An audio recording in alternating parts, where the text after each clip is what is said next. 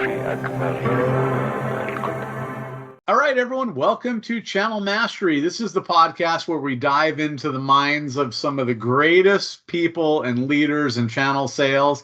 And really what we're doing is we're trying to uncover their secrets to success so we can share with you. We're going to have a great discussion today. All of it is going to be wrapped up within 5 minutes or less. So what do you say? Let's go. Let's do it. Today's guest is Matt Grandi. So Matt is a senior regional partner manager from Vonage. I've had a lot of experience with Matt. We worked together, I think, at Nextiva for 5 years or something like that. So Matt, welcome to the show. Hey, Ira, thank you for having me today. It's so great to see you again. Definitely. Thank you. But hey, let's start out by telling everyone a little bit about your background, kind of what you've done, what you're doing today.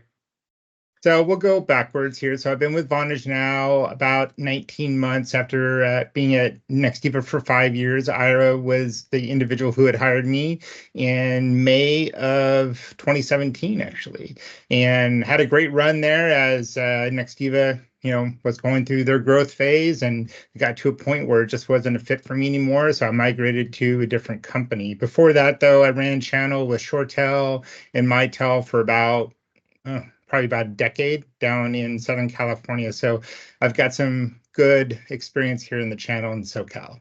That's fantastic. That's fantastic. I mean, great, tremendous pedigree. And honestly, you've been a powerhouse in the channel for a long, long time. So I'm excited to have you here today and get some of your insights. So what we're going to do is I'm going to put a timer up on the screen. There it goes.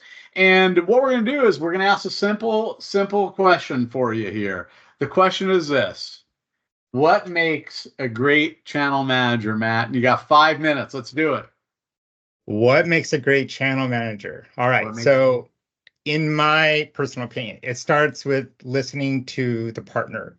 And here's the reason why I start off that way. Because if you don't understand what the partner is looking to achieve, the type of verticals they work in, the type of skill set they have, their strengths and weaknesses, you're not going to know how to help them. So learning from them and who they are and what they're all about is going to help you. Hey, I'm all about making money. Okay. I'm all about growing my base. Great. I'm all about elephant hunting. Great. I'm all about stacking transactional deals. Okay, fine.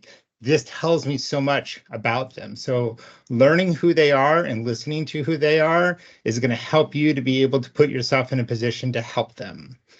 In addition to that, communication is huge. So partners are reactionary. They'll send you an email and they'll call you within the same minute they send you the email to see if you received that email. It's ridiculous. However, it's all about them being heard and also you listening to them again. So if you are good at picking up the phone or replying to that email, even if you don't have the answer, like I always try and make a practice, a cadence of replying to an email within 5-7 minutes if I'm available, and to say, hey, you know what? I received your email.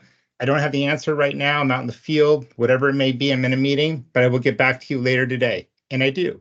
So I'm really big about following up. Again, the communication is always going to be key with partners because in agents, they need to understand that you are on it and you're listening. At the end of the day, partners and agents work with who they like. And if you make their job easy, they're going to say, hey, I don't care where Matt's at. He's great at communication and he's going to help me when I need. And that's a very big piece of this. Another thing I do also is I'm really big about texting back. So if I'm in a meeting or if I'm on a call and I can't take their call and they call in, I generally just text back immediately, let them know, hey, I'm busy at the moment, but I will call you back. And I do. So those would be my main pieces there.